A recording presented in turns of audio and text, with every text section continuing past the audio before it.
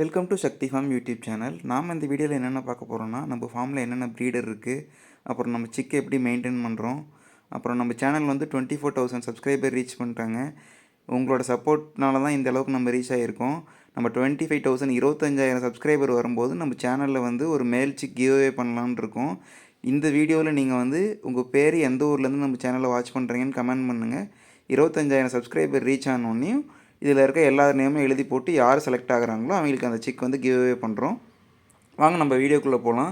நீங்கள் ஃபஸ்ட்டு பார்த்த 2 சேவலுமே ப்ரீடர் போன பேட்சில், அதாவது இந்த மயிலிருந்து நிப்பாட்டினது. இது வந்து நம்ம வெளியிருந்து எடுத்தது. டைப்ளாக் சதீசனா இருக்காங்களா, அவங்களோட கட்டுத்தாரியிலேருந்து நமக்கு கோவத்தாடி வேணும்னு சொல்லி எடுத்தது. ஒரு 3 மந்த் சிக்காக எடுத்துகிட்டு வந்தோம். இப்போ பார்த்தீங்கன்னா ஒரு 6 மந்த் ஆகுது. ஒரு 3 கேஜி இருக்குது. ஒரு 5 to 6 கேஜி எதிர்பார்க்கலாம். இது வந்து நம்மளோட மயிலுக்கானது, சுள்ளி வடைக்கானது. இது பார்த்திங்கன்னா பூதி. நம்மகிட்ட வந்து இப்போ பார்த்திங்கன்னா ஒரு 4 ப்ரீடர், அதாவது இந்த கூவத்தாடி, பூதி. இப்போ பூதி பார்த்திங்கன்னா கிட்டத்தட்ட ஒரு 6 to 7 மந்த் ஆகுது. ஒரு 3 கிலோ கிட்ட இருக்காங்க. இவங்களும் ஒரு 5.5 to 6 கேஜி எக்ஸ்பெக்ட் பண்ணலாம். நம்ம பட்டாக்கு எந்த மாதிரி உணவு முறைகள் பயன்படுத்துகிறோம் அப்படின்னு சொல்லலாம். நம்ம ஒரு 5 மாதம் வரைக்குமே கருவாடு கொடுத்துட்ருக்கோம். டெய்லியுமே காலையில் 7 மாதம் வரைக்குமே நம்ம வந்து முளைக்கட்டின கம்பு கொடுத்துட்றோம். நம்ம கம்பு வந்து ஏன் முளைக்கட்டி கொடுக்குறோம் அப்படின்னா பார்த்திங்கன்னா, அரை கிலோ கம்பு நமக்கு 1 கிலோவாக வரும் முளைக்கட்டி கொடுக்கும்போது.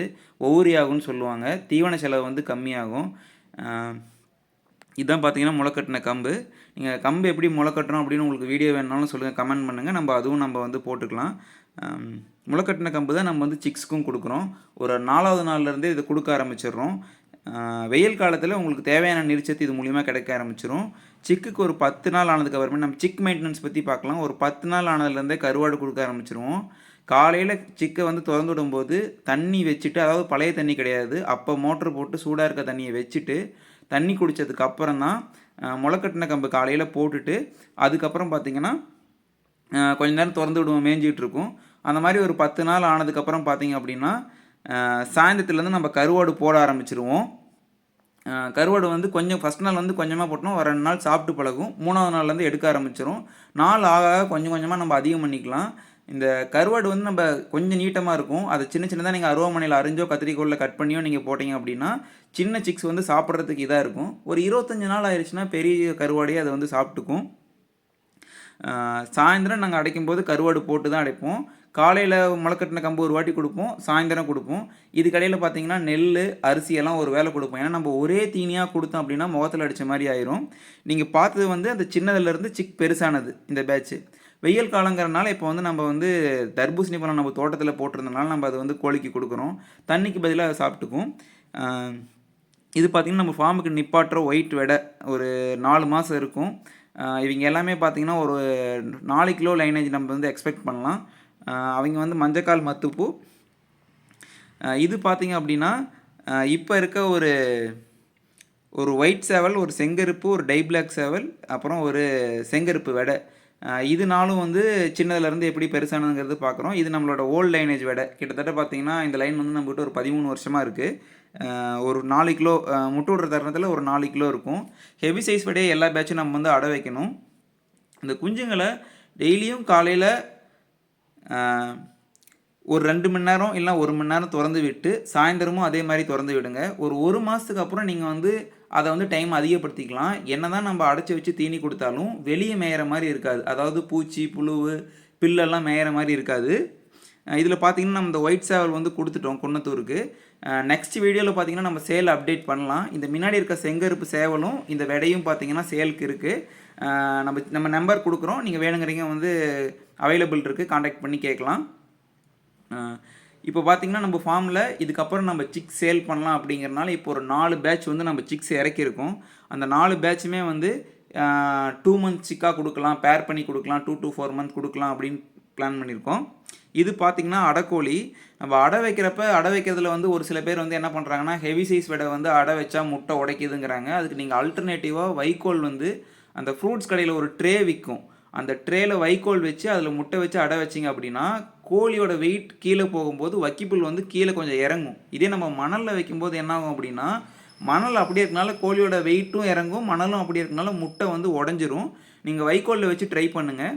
இல்லை அப்படின்னா நீங்கள் ஒரு 2 முட்டையை வந்து ஹெவி சைஸ் வெடைக்கு வச்சுட்டு மீதி வெடையை சின்ன சைஸ் வெடைக்கு, அதாவது ஒரு 2.5 கிலோ 3 கிலோ இருக்க வெடைக்கு வச்சுட்டிங்க அப்படின்னா குஞ்சு வந்து இதில் பிரித்து விட்டுக்கலாம் ரெண்டுக்கும், ஏன்னா நமக்கு கோழியும் நல்லாயிருக்கும். நீங்கள் அடை வைக்கும்போது என்ன பண்ணணும் அப்படின்னா 2 நாளுக்கு ஒருக்கா தீனி திறந்து விட்டீங்க அப்படின்னா கண்டிப்பாக முட்டையை உடச்சி குடிக்காது. 3 நாளுக்கு ஒருக்கா திறந்து விட்டீங்க அப்படின்னா அது பசியில் வந்து முட்டையை உடச்சி குடிக்கும். தீனி அதாவது அடையில் இருக்கும், நீங்கள் எடுத்துகிட்டு வந்து தீனி விடுவீங்க, விட்ட உடனே எல்லாருமே வந்து அடைய வீட்டில் வச்சுட்டு கூடையை வச்சு மூடிடுவாங்க. அப்படி பண்ணாதீங்க. தீனி சாப்பிட்டதுக்கப்புறம் திறந்து விட்டுருங்க. இந்த மாதிரி மண்ணில் போய் பறைக்கும் போது என்ன ஆயிரும் அப்படின்னா அதோட உடம்புல இருக்க அதீத உஷ்ணம் வந்து கம்மியாயிரும், கோழியோட டெம்பரேச்சர் வந்து மெயின்டைன் ஆகும், அதோட கால் பிடிப்பெல்லாம் போயிடும். அதுக்கப்புறம் அடைய வீட்டில் படுக்கும்போது முட்டை உடைக்கிறத வந்து கம்மியாகும். நீங்கள் இந்த மாதிரி ட்ரை பண்ணி பாருங்கள். எந்த விடையை அடை வைக்கணும் அப்படின்னா முட்டு விட்டுருச்சு அப்படின்னா 4 மாதத்துக்கு கிராவே தெரியாது அப்படிம்பாங்க. நீங்கள் அந்த மாதிரி கோழி அடை வைக்கலாம். நீங்கள் ஸ்ட்ரெயிட்டாக அடை வைக்காமல் பிளாஸ்டிக் முட்டையை வந்து வச்சுட்டு அது முட்டை உடைக்குதா நல்லா படுக்குதான்னு பார்த்துட்டு அதுக்கப்புறம் முட்டையை வைங்க. ஏன்னா நம்ம ஒரு பேட்ச் நம்ம கஷ்டப்பட்டு முட்டை பேர் எழுதி முக்கியமான விடையோட முட்டையை எடுத்து வைப்போம், அது உடச்சிருச்சுன்னா வேஸ்ட் ஆயிரும். அடைக்கோழிகளுக்கு பார்த்தீங்க அப்படின்னா நீங்கள் கம்பு அரிசியும் கொடுக்கலாம், அப்புறம் மக்காச்சோளம் கொடுக்கலாம். நீங்கள் எந்த தீவனம் வேணால் கொடுக்கலாம், அரிசி அதிகமாக கொடுக்காதீங்க. கம்பு முளைக்கட்டின கம்பு மக்காச்சோளம் அந்த மாதிரி போடுங்க. தீனி ரொம்ப அதிகமாகவும் கொடுக்காதீங்க. ஒரு கை ஒரு அரை கை ரொம்ப போதுமான அளவாக, அது ரொம்ப அதிகமான தீனியாக கொடுக்காம மீதி தண்ணி வச்சுருங்க. வெயில் காலத்தில் 2 நாளுக்கு ஒருக்கா கண்டிப்பாக நீங்கள் அடைக்கோழியை திறந்து விட்டுடலாம். நீங்கள் கோழியை பொறுத்த வரைக்கும் அடை வச்சா தான் நமக்கு தெரியும் எந்த கோழி வந்து நல்லா குஞ்சு பொரிக்குது, எந்த கோழி நல்லா காப்பாற்றுது. நீங்கள் நல்லா குஞ்சு காப்பாற்றுற கோழி எப்படி கண்டுபிடிக்கலாம் அப்படின்னா, நீங்கள் கோழி குஞ்சுக்கு தீனி வைக்கும்போது கோழி அதிகமாக தீனி எடுத்துக்காது. அந்த மாதிரி கோழி பார்த்தீங்க அப்படின்னா அதிக நாள் கோழி குஞ்சை வந்து கோழியோடு தெரியும் போது ஒரு 4 மாதம் வரைக்கும் காப்பாற்றுச்சு அப்படின்னா சிக்கு வந்து 4 மாதம் 5 மாதம் வரைக்கும் பிரித்து விடாமல் இருந்துச்சுன்னா நல்லா ஹெல்த்தியாக இருக்கும். இது பார்த்தீங்கன்னா நம்மளோட விடைங்கள் பேரண்ட் ஸ்டாக். இப்போ நம்மக்கிட்ட பார்த்தீங்கன்னா ஒரு 20 விடை இருக்கும், 20 to 22 விடை இருக்கும். இப்போ நியூ பேட்ச்லேருந்து நிப்பாட்டுறதுக்கும் நம்மக்கிட்ட விடை நம்ம பிளான் பண்ணிகிட்ருக்கோம். விடையில் நம்ம எந்த விடை வந்து கொஞ்சம் சைஸ் சின்னதாக இருக்க விடை வந்து ஒரு 4-5 விடை எப்பயுமே நம்ம ஃபார்மில் வச்சுருக்கணும். ஏன் அப்படின்னா நம்ம அடை வச்சுருக்கும்போது ஒரு கோழி சரியாக படுக்கல அப்படின்னா நம்ம இன்னொரு கோழி போட்டுக்கலாம் பேக்கப்புக்கு. அதை அடை வைக்கிறதுக்காகவே பயன்படுத்திக்கலாம், நீங்கள் அதோட முட்டையை வந்து நீங்கள் அடை வைக்கலனாலும். அப்புறம் வந்து நம்ம விடையோட சைஸை மட்டுமே வச்சு நம்ம இதில் வந்து ஹெவி சைஸ் வரும்னு நம்மளால் சொல்ல முடியாது. அதோட பேரண்ட் பார்த்திங்கன்னா 3.5 கிலோ இருக்கும், ஆனால் இந்த விடை பார்த்திங்கன்னா 2.5 கிலோலே முட்டை விட்டு 2.600 இருக்கும். நம்ம இந்த கோழி அடை வச்சு பார்த்தோம்னா சிக்கு வந்து 4 கிலோவில் கூட அந்த விடை வரும். ஏன் அப்படின்னா அதோட பிளட் லைன். நம்ம எல்லா கோழியுமே முட்டையை நம்ம அடை வச்சு பார்த்தா மட்டும்தான் அதில் சிக்கு என்ன சைஸ் வருதுன்னு தெரியும். ஒரு சில பெரிய கோழிகளோட முட்டையை நம்ம வைக்கும்போது கூட சின்ன சிக்காக தான் வரும். அப்போ நம்ம எந்தெந்த கோழி முட்டையெல்லாம் அடை வச்சா நல்லா ஹெல்த்தியாக கால் ஊக்கமாக நல்லா சைஸாக வருதுங்கிறத நம்ம வந்து காலில் டேகோ இல்லை ஒரு டொயினோ கட்டி நீங்கள் அடையாளம் வச்சுக்கலாம். நம்ம தாய் கோழிகளுக்கு பார்த்திங்க அப்படின்னா நெல் ஒரு பிரதான உணவாக கொடுக்குறோம். நம்ம நெல் எப்போ வாங்குவோம் அப்படின்னா தை மாதம் வந்து பார்த்திங்கன்னா சீசன்னு சொல்லுவாங்க. நம்ம ரைஸ் மில்லில் போய் வாங்கிக்கலாம். ஏன்னா நெல் மக்காச்சோளம் கம்பு ஆல்மோஸ்ட் எல்லாமே ஒரு 25 ரூபாயிலிருந்து 32 ரூபா ரேட்டுக்கு வந்துருச்சு. நம்ம நெல் கொடுக்கும்போது என்னாகும் அப்படின்னா ஒரு கோழி குறைஞ்சது ஒரு 2 முட்டையிலேருந்து 3 முட்டை வந்து சேர்த்து விடும். அது இல்லாமல் பொரிப்பு திறன் அதிகமாகும். ஹெவி சைஸ் விடை வச்சுருக்கீங்க, கண்டிப்பாக நெல் வந்து ஒரு வேளை தீனியாக கொடுத்தீங்க அப்படின்னா இந்த கோழி கொழுப்பு கட்டுறது, 2வது கொம்பு 3வது கொம்புலேயே கொழுப்பேறிட்டு மொட்டுடாமல் போகிறது, இந்த கம்ப்ளைண்ட் எதுவுமே வராது உங்களுக்கு. கன்னி விடையை வந்து கண்டிப்பாக அதை அடை வச்சுருங்க. அடை வச்சிங்கன்னா அது ஒழுங்காக அடைப்படுக்குதா இல்லையான்னு நமக்கு தெரிஞ்சிடும், அப்போ தான் பழகும். நீங்கள் அப்படியே உங்களால் வந்து அடை வைக்கிறது வந்து வைக்க முடியலனா கூட அது கிராப்படுத்துறதுக்கு இடத்துலேயே ஒரு 2 முட்டை வச்சுருங்க. அது குஞ்சு பொரிச்சதுக்கப்புறம் அப்படியே திறந்து விட்ருங்க. நம்ம வந்து அது குஞ்சோட தெரிஞ்சு அப்படின்னா கண்டிப்பாக அந்த விடை வந்து சைஸ் அதிகமாயிரும். நீங்கள் ஒரு நார்மலான ஒரு சைஸ் விடை இருக்குது அப்படின்னா அதை கொஞ்சம் சைஸ் அதிகப்படுத்தணும் அப்படின்னா நீங்கள் குஞ்சோடு எடுத்து விட்டீங்க அப்படின்னா நல்லா சைஸ் ஆயிரும்.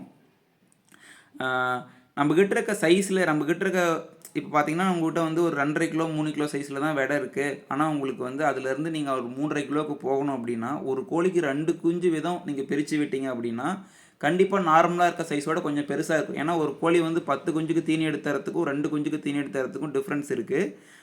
நம்ம பார்த்தீங்க அப்படின்னா நம்ம கோழி இருக்கிற இடத்துல பில்லெல்லாம் கம்மியாக இருந்தாலும் நம்ம தோட்டத்தில் இருக்க பில்லு களை வெட்டும் போதோ இல்லை கரியாம்பூடு இருக்கிறதோ நம்ம என்ன பண்ணுவோம் அப்படின்னா பில்லா வந்து ஒரு 2 நாளுக்கு ஒருக்கா எடுத்துகிட்டு வந்து அங்கங்கே போட்டு விட்டுருவோம். போட்டு விடும்போது என்ன ஆயிரும் அப்படின்னா கோழி வந்து அந்த பில்லெல்லாம் கொத்தி சாப்பிடும்போது வெயில் காலமாக இருந்தாலும் அதுக்கு தேவையான நீர்ச்சத்து எடுத்துக்கும்.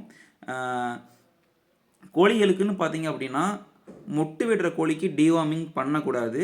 மற்ற எந்த கோழிக்கும் அடை விட்டு கிரா தெளியும் போதோ, குஞ்சு பிரித்து விடும்போதோ, குஞ்சோடு இருக்கும்போதோ நீங்கள் டிவார்மிங் பண்ணலாம்.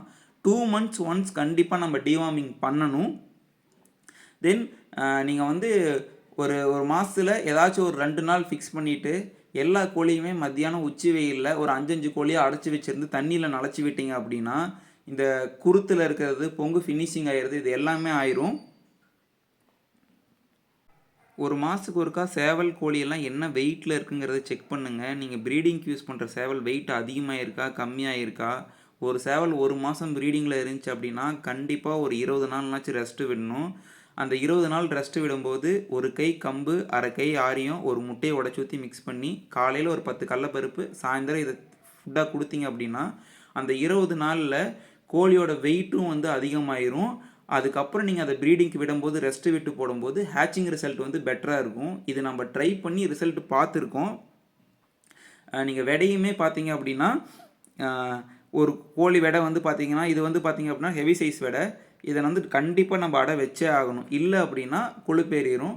இந்த கேஸ் வெயிட் கொழுப்பேறினாலுமே நீங்கள் வந்து நெல் வந்து உணவாக கொடுத்தீங்க அப்படின்னா ஒரு 20 நாள் அடைச்சி அதாவது தனிமைப்படுத்தி நெல் மட்டும் கொடுத்தீங்க அப்படின்னா அதோட வெயிட் வந்து இதாகிடும், கொழுப்பு கரைஞ்சிரும். அதுக்கப்புறம் பார்த்தீங்கன்னா கோழி தெளிவாயிரும் உங்களுக்கு. இதில் நீங்கள் பார்த்துருக்கிறது பூராமே பாதி விடை வந்து இப்போ வந்து அடையில் இருக்குங்க. அடையிலையும் கோழி குஞ்சோடையும் இருக்கனால நம்ம வந்து எல்லா விடையும் காட்ட முடியல. நெக்ஸ்ட் டைம் நம்ம விடை மட்டுமே ஒரு அப்டேட்டாக கொடுக்கலாம் நம்மக்கிட்ட என்னென்ன விடை இருக்குன்னு. இது பார்த்தீங்கன்னா கோத்தாடி விடை. இதுலேருந்து பார்த்தீங்கன்னா இப்போ சிக்கு எடுத்துருக்கு. அதாவது நம்மக்கிட்ட இருந்த மயில் சேவலோட ப்ரீட் பண்ணி இதிலேருந்து நம்ம சிக்கு எடுத்துருக்கு. ஏன்னா நம்ம ஃபார்மில் வந்து இப்போ கோவத்தாடி சேவல் எடுத்துகிட்டு வந்திருக்கோம். இது ஃபஸ்ட்டே இதுவும் பார்த்தீங்கன்னா டைப்ளக்ஸ் ஐசனோட பிளட் லைனில் எடுத்தது தான். ஒரு 3 விடை எடுத்தோம். இப்போ நம்ம 1 மட்டும் நம்மக்கிட்ட இருக்குது. இதிலேருந்து நம்ம கோத்தாடி லைனும் கொண்டு வரலாம் அப்படின்னு. ஏன்னா ஒரு பேட்ச் நம்ம கோத்தாடி சிக்கு, அப்புறம் வந்து நம்ம பட்டாக்கொண்டைன்னு நம்ம ஃபார்மில் வரல. நம்ம பட்டாக்கொண்டை வந்து ஃப்யூச்சரில் பண்ணலான்னு ஒரு ஐடியா இருக்குது. எப்பயுமே வந்து ஒரு 10 விடை தெளிவாக ரெடி பண்ணி வச்சுக்கோங்க. இன்னொரு 5 விடை வந்து சைஸ் கம்மியாக இருந்தாலுமே நல்லா லட்சணமாக முகத்தெளிவோட கண் சுருக்கம் இல்லாமல் கண் வந்து தெளிவாக இருக்க மாதிரி வச்சுக்கோங்க. ஹெவி சைஸ் விடையோட முட்டையெல்லாம் சின்ன சைஸ் விடையில் வச்சுக்கலாம். குஞ்சு 2 விடைக்கும் பிரித்து விட்டுக்கலாம். டெய்லியுமே என்ன பண்ணுறீங்க அப்படின்னா எல்லாமே ஆக்டிவாக இருக்கா இல்லையா அப்படிங்கிறத நம்ம வந்து கண்டிப்பாக செக் பண்ணணும். ஏதாச்சும் ஒரு கோழி குருவின மாதிரி இருக்குது, இல்லை சளி இருக்கா.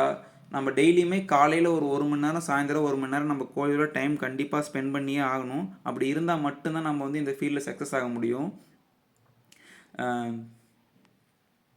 நம்ம ப்ரீடிங்க்கு நிப்பாட்டுற சேவல்னு பார்த்திங்கன்னா கால் ஊக்கமாக, கழுத்து கனமாக, பொங்கு அழுத்தமாக இருக்க சேவலாக நம்ம வைத்து போயிடணும்.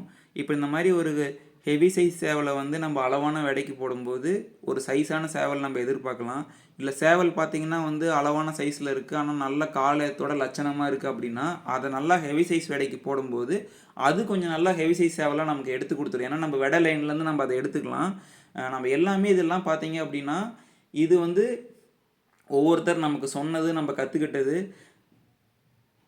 வெயில் காலத்தில் சேவல் தீனி எடுத்துக்கலாம். நீங்கள் தண்ணியில் நனைச்சி விட்டீங்க அப்படின்னாவே அதோட ஹீட் நார்மல்னு இது தீனி ப்ராப்பராக எடுக்க ஆரம்பிச்சிடும். இது பார்த்திங்கன்னா நம்மக்கிட்ட இருக்க ஒரே ஒரு பிளாக் ஸ்கின் பிளாக் ஃப்ளஷ் விடை, கரிஞ்சதை விடை. இதில் நம்ம ஒரு பேட்ச் மட்டும் சிக்கு இறக்கியிருக்கோம். நம்ம இந்த சிக் பார்த்திங்கன்னா நம்ம மீட் பர்பஸ்க்கு யூஸ் பண்ணிக்கலாம். இல்லை வந்து பிளாக் சிக் வந்து கேட்குறவங்களுக்கு கொடுத்துக்கலாம் அப்படின்னு சொல்லிட்டு சிக் வந்து ஒரு 2 months கழித்து சேல் பண்ணலான்னு சொல்லிட்டு ஒரு 4 கோழி வந்து நம்ம சிக் இறக்கியிருக்கோம்.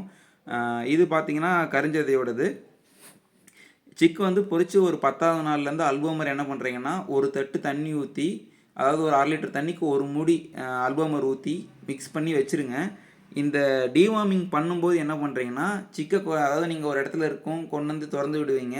அதை ஒரு கூடையை போட்டு அடைச்சிட்டு ஒரு 2 மணி நேரமோ 3 மணி நேரமோ அதை வந்து எந்த தீனியுமே கொடுக்காதீங்க. அதுக்கப்புறம் நீங்கள் இந்த தண்ணி வச்சிட்டிங்க அப்படின்னா இந்த தண்ணியை ஃபுல்லாக குடிக்கும். உள்ளே இருக்க குடல் புழு ஃபுல்லாக வெளியே வந்ததும் அதுக்கப்புறம் என்ன பண்ணுறீங்கன்னா மறுபடியும் வெறும் தண்ணி கூட வைங்க. சாயந்தரமாக தீனி கொடுங்க. இல்லைன்னா ஒரு 1 மணி 2 மணிக்கு மேலே நீங்கள் தீனி கொடுக்கலாம். டிவார்மிங் பண்ணுறப்போ வெறும் வயிற்றில் தான் பண்ணணும். அது வந்து ஒரு 10வது நாளில் பண்ணுங்கள். கோழி குஞ்சுக்கு வந்து நீங்கள் சின்னதுலேருந்தே நெல் கொடுக்கலாம். அப்புறம் வந்து கம்பை வந்து சின்ன வெங்காயத்தோடு பொரிச்சோன்னே பெசரி போடுங்க. சிக்குக்கும் பார்த்தீங்க அப்படின்னா அந்த மோஷன் போகிற இடத்துல கட்டி மாதிரி சில குஞ்சுகளுக்கு இருக்கும். அது ஜீரண கோளாறாக இருக்கும். சிக்குமே நீங்கள் டெய்லியும் பார்த்தீங்கன்னா மட்டும்தான் தெரியும் அது ஹெல்த்தியாக இருக்கா இல்லையா அப்படின்ட்டு. கண்டிப்பாக வந்து ஒரு மணி நேரம்னாச்சும் மேய்ச்சலுக்கு திறந்து விடுங்க. சிக்கு வந்து எந்த கோழியோட முட்டை விடுதுங்கிறத பேர் எழுதி வச்சு அதை அடை வச்சு அந்த அந்த மாதிரி நீங்கள் சிக் விடும்போது தான் இந்த சேவல் இந்த விடைக்கு பொரிக்கும்போது சிக்கு இந்த குவாலிட்டியில் வருது. ஒரு சில சிக் பார்த்தீங்கன்னா ஃபஸ்ட்டு 5 மாதத்தில் நல்ல க்ரோத் இருக்கும், அடுத்த 2 மாதம் க்ரோத் இருக்காது, அதுக்கப்புறம் 8th மந்தில் க்ரோத் இருக்கும். ஒரு சில சிக் பார்த்தீங்கன்னா 4வது மாதம் வரைக்கும் 4.5 மாதம் வரைக்கும் ஒரு ஆவரேஜ் வெயிட்டில் இருந்துட்டு அடுத்த 3 மாதத்தில் டிராஸ்டிக் சேஞ்ச் ஒரு டக்குன்னு பார்த்தீங்கன்னா நல்ல க்ரோத் இருக்கும். அதாவது எந்த லைனுக்கு எந்த மாதிரி ஆகுதுன்னு தெரிஞ்சால் மட்டும்தான் நம்ம வந்து அதோட விளையாட்டு திறன் செக் பண்ணி நம்ம அதை விற்கும்போது நம்ம சொல்லி கொடுக்கறதுக்கு வந்து நமக்கு ஹெல்ப்ஃபுல்லாக இருக்கும். இப்போ நம்ம ஃபார்ம் பார்த்திங்கன்னா எக்ஸ்டென்ஷன் ப்ராசஸில் இருக்குது. நம்ம முன்னே நம்ம சேனல் ஃபாலோ பண்ணிகிட்டு இருக்கவங்க பார்த்திங்கன்னா தெரியும். நம்ம முதல்ல பார்த்திங்கன்னா நம்ம பேரண்ட் ஸ்டாக்கே பார்த்திங்கன்னா கிட்டத்தட்ட ஒரு 50 to 60 விடை வச்சுருப்போம். ப்ரீடிங்க்கு பார்த்திங்கன்னா ஒரு 6 to 7 சேவல் நம்ம வந்து நிறுத்தியிருப்போம். இப்போ வந்து திரும்ப எக்ஸ்டென்ஷன் ப்ராசஸ் இருக்குது. இன்னொரு 4 மாதத்தில் ஃபார்ம் வந்து ப்ராப்பர் எக்ஸ்டென்ஷன் ஆயிரும். அதுக்கப்புறம் நம்ம பார்த்திங்கன்னா ரெகுலராக நம்மக்கிட்ட வந்து அவைலபிள் இருக்கும். இனிமேல் வந்து எல்லாமே நம்ம சேனல்லையும் நம்ம சேனல் போஸ்ட்லேயும் நம்ம அப்டேட் பண்ணுறோம் என்ன அவைலபிள் இருக்குது அப்படிங்கிறத. இதுக்கப்புறம் வந்து ஆல்ரெடி நம்ம வீடியோ எடுத்த கட்டுத்தாரையும் இன்னும் சில கட்டுத்தாரைகளில் பார்த்திங்க அப்படின்னா நம்ம வந்து வீடியோஸ் கேட்டிருக்கோம். இதுக்கப்புறம் வீடியோஸ் வந்து ரெகுலராக வரும். இதுக்கப்புறம் நம்ம இப்போ ஃபார்மில் என்னென்ன இருக்குங்கிறது இதுக்கப்புறம் இருக்க வீடியோவில் இருக்குது. தேங்க்ஸ் ஃபார் வாட்சிங். அதை ஃபுல்லாக பாருங்கள் என்னென்ன இருக்குன்ட்டு. இது வந்து ஃப்யூச்சரில் வந்து சேலுக்கு அவைலபிளாக வரும்.